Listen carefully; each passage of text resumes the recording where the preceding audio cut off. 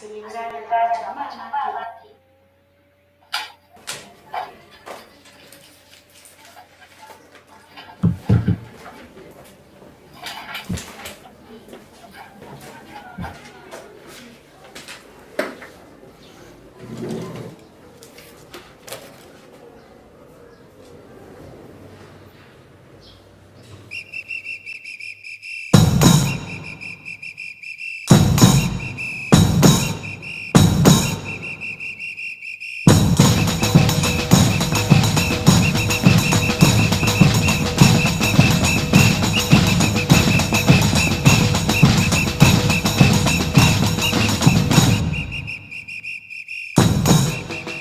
Para la tristeza profunda, salir despacito caminando, recoger objetos soñados por el camino, llegar a una plaza, subir a un banco, ponerse a cantar, respirando el viento a bocanadas.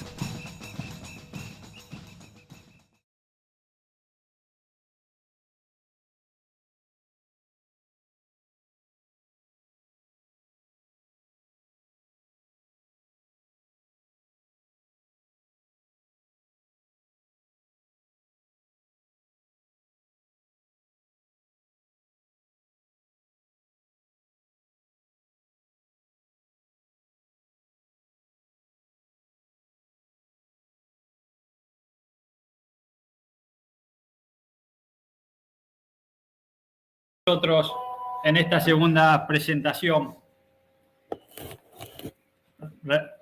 Realmente para nosotros los internistas tener la posibilidad de poder acceder a este tipo de información que tiene que ver con la intervención en los centros periféricos es una manera muy importante de poder acceder a nuestra población. Y realmente la experiencia de ustedes es muy, pero muy, muy buena.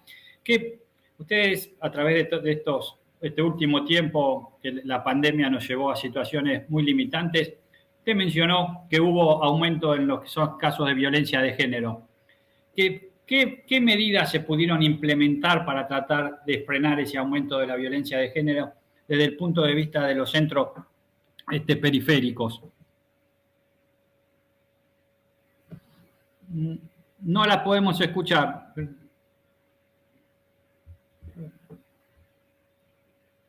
A ver si está muteada, doctora. Hola, hola, ¿me escuchan? Ahora sí, ahora bueno, perfectamente. Bueno, más que nada durante la pandemia prevención se pudo hacer muy poco porque estábamos adentro del centro de salud, pero sí estábamos recibiendo muchas mujeres que a través de las redes se enteraban que seguíamos atendiendo y acogiendo a mujeres, niños, porque también hubo abusos sexuales, etcétera, no solamente mujeres, por el tema de violencia de género, violencia en infancia, y se acrecentó muchísimo. Nosotros vimos un aumento casi triplicado de la cantidad de mujeres que consultaban. Nosotros avisábamos por las redes, nos comunicábamos por Messenger, avisábamos qué día tenían que venir para poder salir de su casa y que el marido o la pareja no se entere, y se trabajó muchísimo con los refugios. Nosotros en nuestra zona tenemos el refugio en Piletones, así que se trabajó mucho con ese refugio y se trabajó mucho en red, básicamente. Pero fue llamativo el aumento de la violencia intrafamiliar. Fue muy impresionante, y tampoco llamativo, ya lo esperábamos, porque si la mujer y el hombre estaban en la casa y la familia en la casa, en ambientes minúsculos, hacinados, la violencia iba a surgir por cualquier cosa. Pero eso nos pasó en todas las clases sociales, no solamente en las villas, ¿eh? El aumento intrafamiliar aumentó en todos lados. Yo creo que esta pandemia puso muchos aspectos de los que nosotros tenemos por ahí los teníamos un poquitito más, que no los teníamos tan manifiestos. Esta pandemia salieron a sacar o a fluir muchas de las cosas malas en muchos de los individuos. De por sí se vio cómo el aumento de la pandemia en todos los que son aspectos psicológicos ha llevado a deterioros muy grandes. Absolutamente. La pandemia la pandemia de las enfermedades de salud mental, a nosotros estamos impactadísimos porque no damos abasto. Estamos ahora armando lo que son terapias grupales para poder acoger a la mayor cantidad de personas posible, porque la terapia individual con la cantidad que somos nosotros no alcanza. Entonces ahora en diciembre, el 1 de diciembre, empezamos los días viernes un grupo de psicoterapia grupal, que ya lo veníamos haciendo pre-pandemia, pero fue imposible durante la pandemia, con un psiquiatra y una psicóloga del centro de salud. Y en este caso, el aspecto de referencia y contrarreferencia, ¿cómo funcionó con los hospitales? No funcionó. Básicamente la gente llegaba al hospital y más que a la UFU no podía acceder, absolutamente eran rechazados, no solamente del hospital nuestro, del Hospital Piñero, sino de la mayoría de los hospitales. Los hospitales eran COVID, y todo se mandaba a los centros de salud, vaya a su centro de salud, no había para derivar ni a endocrinología, ni a neumonología, ni a dermatología, ni a oftalmología, no había nada. La gente de nuestra área, y yo creo que en todas las clases sociales y teniendo prepaga, etcétera, la salud se ha deteriorado muchísimo. Yo creo que el impacto lo vamos a ver dentro de 1 o 2 años. Pero la salud se ha deteriorado muchísimo, porque no había acceso al hospital, no había acceso. Si uno no entraba por una urgencia, no había acceso. ¿Y cómo fue el tema de ustedes, de los profesionales de salud? ¿Tuvieron ausentismo más importante? ¿Pudieron poder mantener la atención durante todo este periodo? Sí. Nosotros trabajamos mucho con los equipos de protección personal, pero desde entrada aprendimos a usarlo en marzo ya. Y practicamos y ya sabíamos cómo hacer y se trabajó todo con equipo de protección personal. No faltó, desde el ministerio eso nunca faltó. Y da la casualidad, no, pero durante la pandemia, cuando no había vacunas, tuvimos un solo caso de una médica que era una residente de pediatría de Larraham, que se infectó, que tuvo COVID y por suerte la pudimos aislar a tiempo, se aisló al equipo que trabajaba con ella y no tuvimos casos. Sí empezamos a tener casos cuando los compañeros empezaron a vacunar y ya estaban vacunados. Entre marzo y junio tuvimos bastantes casos de pacientes, de compañeros que tuvieron COVID con las 2 vacunas, pero muy leve. Ahora, con todo esto que vos viviste y nos transmitiste, si vos tuvieras que poner una propuesta de cambios para que se pudiera manejar mejor, ¿cuáles serían los elementos claves a la hora que tendríamos que tener nosotros como propuesta de cambio para dar una mejor respuesta a todo esto que nos ha pasado durante la pandemia? Vos hablás si tuviéramos otra vez otro rebrote u otra ola como está teniendo Europa. Sí, exactamente. Bueno, yo creo básicamente que nosotros los centros de salud hemos trabajado muy a conciencia, no obstante no dimos abasto tampoco con las necesidades de la gente.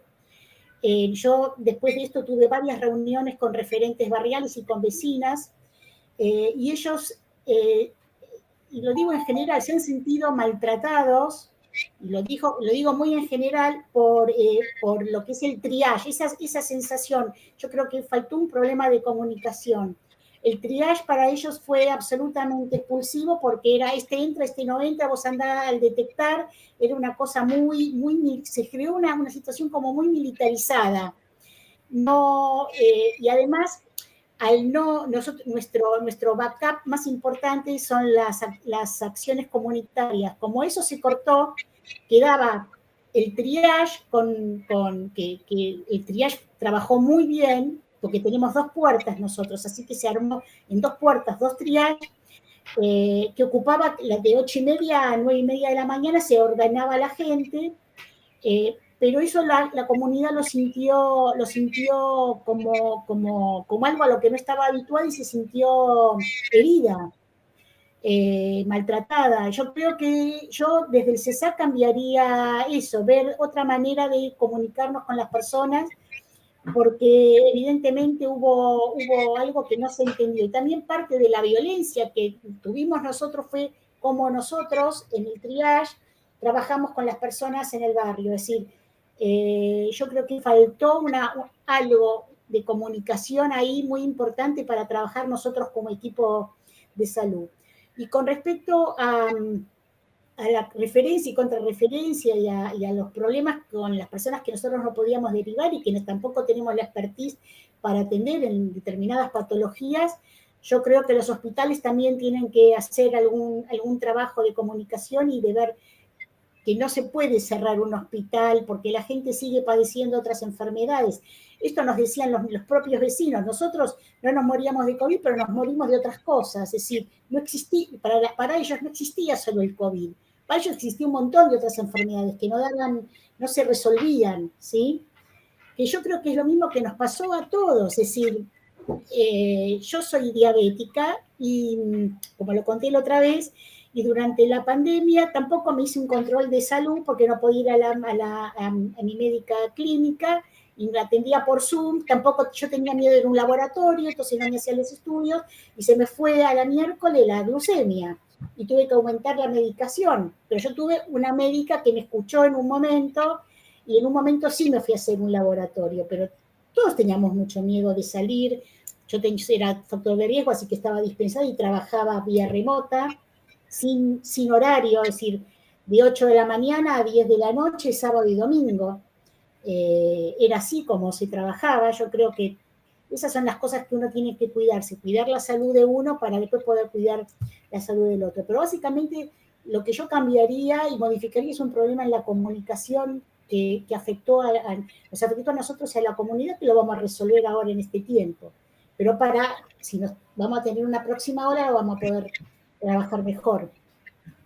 Habría que trabajar entonces un poquito mejor también en la información, porque creo que comunicación tiene una buena llegada. Sí, pero no, la información estuvo buena. La comunicación tiene otros factores, tiene que ver cómo uno dice las cosas, de qué manera las dice, cuál es el tono de la voz. Por ejemplo, yo volví en abril a trabajar al centro de salud, cada tanto salía porque escuchaba gritos. Entonces digo, ¿quién está gritando? No, esta médica está gritando porque los está ordenando. Digo, pero no se puede gritar a la gente para ordenarla, porque es terrible. Imagínate vos, si estás en una cola, en una obra social, o andás al hospital italiano y te están gritando, vos vas acá, vos vas allá, los chicos van por un lado. Es horrible y genera violencia. Yo lo vi y vi que generaba violencia, porque es el tono con que se dicen las cosas, es el modo con que se dicen las cosas. A ese nivel de comunicación yo estoy hablando. Yo encontré un equipo absolutamente irritado cuando volví en abril. Estaban los compañeros muy irritados, entre que la mayoría no tuvo vacaciones, 1 año y medio sin vacaciones, los problemas de violencia que era cuando llegábamos y cuando salíamos nos robaban tipo en Piranha, venían chiquititos, robaban los autos. Es decir, todo eso generó un clima de angustia en los compañeros al finalizar ya la pandemia, que ahora está mejorando. Ahora estamos teniendo reuniones de equipo semanales.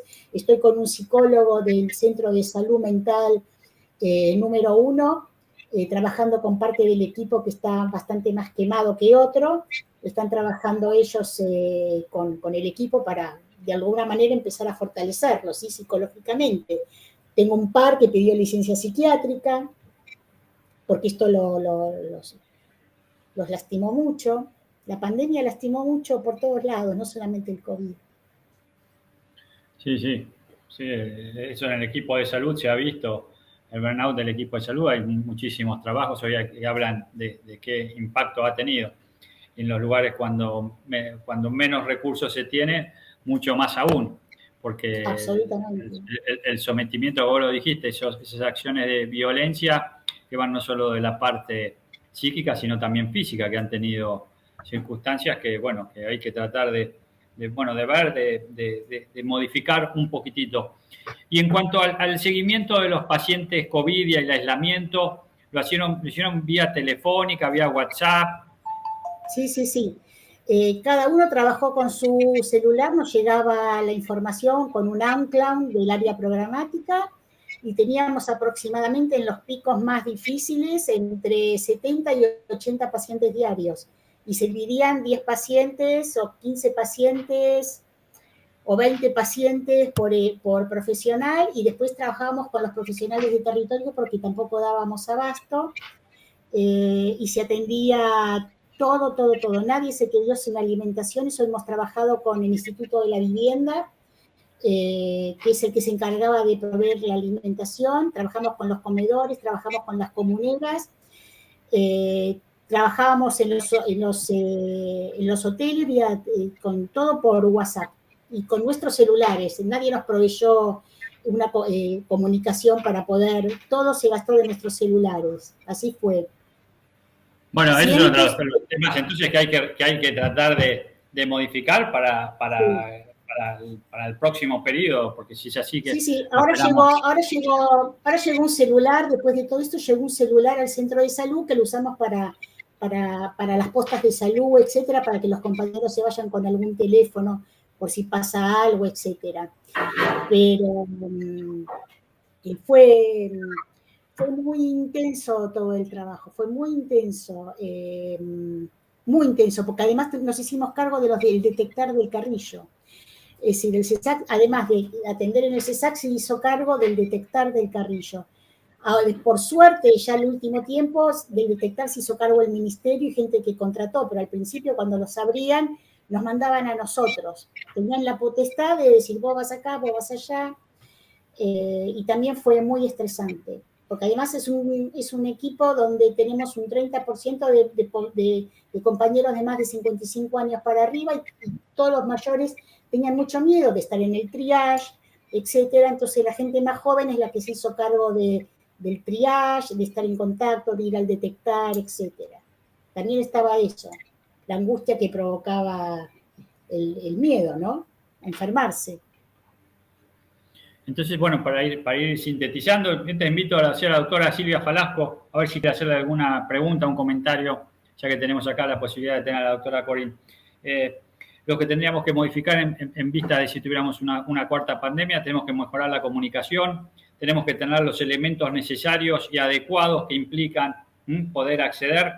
¿Y qué medida en cuanto a la vacunación, en cuanto a tener la tercera dosis, confirmar que esté en la segunda dosis?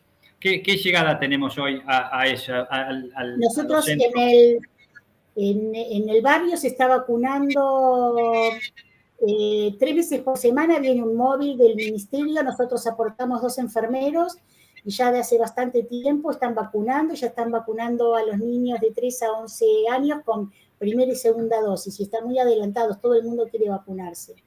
Y hemos trabajado ya desde marzo, abril, con la comunidad, así 3 veces por semana, 2 veces por semana, va un móvil porque la gente a veces las mandan a muy lejanos y no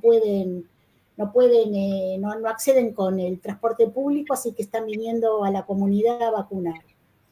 Y los profesionales ya nos ha llegado a la mayoría la tercera dosis. Bien. Silvia, estás muteada.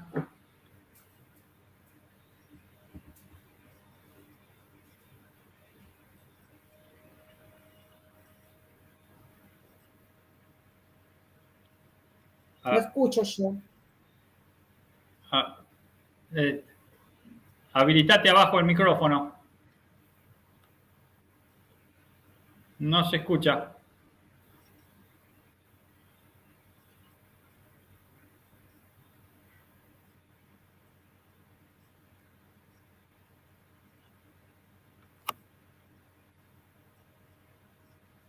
No. Está deshabilitado el micrófono y bueno, ahora la cámara. Bueno, en definitiva es una ardua labor la que tenemos por delante. Yo creo que los centros de salud son un elemento clave porque nos permite acceder a las poblaciones más vulnerables que tenemos y el poder actuar y fundamentalmente prevenir es una tarea que está hoy como elemento clave en todo lo que tiene que ver en la salud de la población. A ver, ahora Silvia. Yo te quería decir una sola cosa, era cuando nosotros empezamos a hacer el seguimiento de pacientes, ningún centro de salud estaba haciendo seguimiento de pacientes. Y me llegaban las listas y había estallado inicialmente en la 1114 un brote importantísimo de COVID. Primero fue en la 31 y después en la 1114. Entonces, cuando yo vi semejante cosa con los dispensados, armé este dispositivo del equipo del centro de salud y yo creo que eso fue lo que acotó muchísimo la cantidad de pacientes que nosotros específicamente en nuestra área tuvimos. El trabajo. Y ni bien empezamos a seguir los pacientes, no sé si se acuerdan, el protocolo, en el protocolo decía que al cuarto día que estaban internados en un hotel, el cuarto día se los mandaba a la casa. Eso fue un día viernes. Yo dije, si el cuarto día los mandan a la casa, van a infectar a toda la familia y esto nos estalla.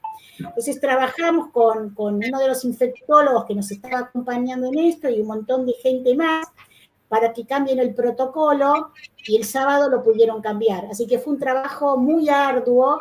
Para que se den cuenta, habían leído mal un paper, habían traducido mal un paper de la revista Lancet con respecto a los días que contagiaba el COVID. Ellos pensaban que 3 días era la infección inicial, es decir, sin síntomas, y 4 días era con síntomas y ya no contagiaban más. Por suerte lo pudimos extender a que estén 7 días en un hotel. Eso fue una lucha encarnizada en una noche, pero lo logramos. Pero eso nos dio poder saber qué era lo que estaba pasando en otras villas, ¿sí? Claro.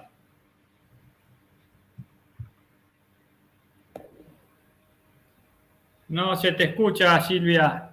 No sé qué problema tenés, si tenés el volumen apagado. Si querés, bueno, hacelo el comentario por el chat escrito, porque por el de audio no se te escucha.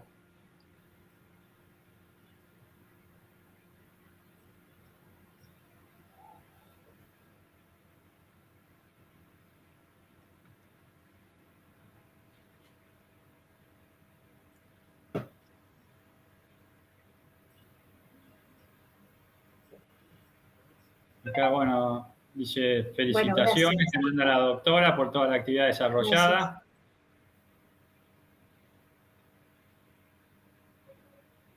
¿Hay alguna pregunta que le quieras hacer a la doctora?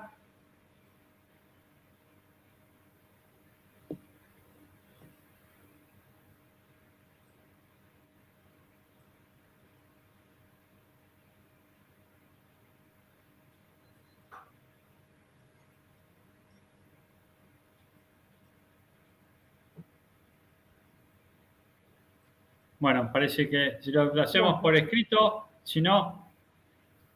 Bueno, te agradecemos enormemente todo lo que nos has dado en estas 2 charlas. Realmente ha sido un panorama muy importante que nos dio a nosotros los internistas. Y bueno, esperemos que de todo esto saquemos unas cuantas conclusiones que nos permitan poder afrontar este tipo de situaciones de una manera un poquitito con más conocimiento, con mayor capacidad de poder dar respuestas, porque hoy nos sentimos sobrepasados. Yo creo que el tema de la vacunación es un elemento importante, la educación es otro elemento importante y, como dijiste vos muy bien, la comunicación es otro elemento importante. Con todas esas pautas, creo que debemos tratar de afrontar para lo que año nos viene, que esperemos que sea algo diferente. Y encima que nosotros somos también un grupo expuesto, porque realmente nos ha dejado secuelas y bastantes, no solo de muchos compañeros o compañeras que hoy no los tenemos y que han quedado en la lucha, sino también en todo este trauma psicofísico que hemos tenido durante estos ya casi 2 años. Creo que es algo que, bueno, que no nos da tiempo, tenemos a poder reflexionar y a poder dar respuesta a cómo poder afrontar esto el año que viene. Realmente es una situación que, bueno, en la historia de todo lo que hace uno desde el punto de vista médico nunca lo tuvo. Y bueno, esperemos que todo esto se pueda solucionar y mejorar para el próximo tiempo. Doctora Corín, muchísimas gracias y bueno. Muchas gracias a ustedes. Nos vamos a continuar entonces con la actividad del día. Bueno, gracias a todos los internistas. No, gracias a vos por estar. Bueno, hoy les comento que la actividad del día va a ser un poquitito más larga que lo habitual porque tenemos ahora